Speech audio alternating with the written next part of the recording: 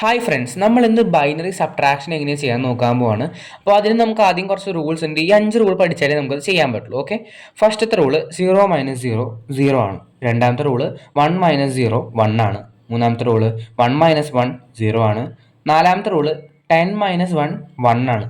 കാരണം നമ്മൾ 2നെ 10 കൊണ്ടാണ് റെപ്രസെന്റ് ചെയ്യുന്നത്. അപ്പോൾ 2 - 1 1 ആയ പോലെ തന്നെ 10 - 1 ബൈനറിയിൽ 1 ആണ്. പിന്നെ 0 - 1 1 ആണ്. ഓക്കെ, ഇനി നമുക്ക് ഈ എക്സാമ്പിൾ ഇത് വെച്ച് ചെയ്ത് നോക്കാം. ഓക്കെ, ഫസ്റ്റത്തെ 1 - 0 1 - 0 1 ആണ് അല്ലേ. അപ്പൊ നമ്മൾ അതവിടെ എഴുതാം. 0 - 0 എന്താണ്? 0 ആണ്.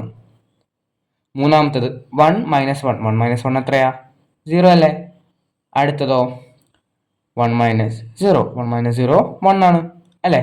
അപ്പൊ 1 0 0 1 ആണ് നമ്മുടെ എന്ത് സബ്ട്രാക്ഷന്റെ റിസൾട്ട്. ഓക്കെ, അടുത്തത് ഇത്തിരി വലുതാണ്, നമ്മൾ അത് ചെയ്യാനോ. ഓക്കെ, 0 - 0 0 1 - 1 0 0 - 1 0യിൽ നിന്ന് നമുക്ക് 1 മൈനസ് ചെയ്യാൻ പറ്റില്ല. അപ്പോൾ നമ്മൾ എന്ത് ചെയ്യണം?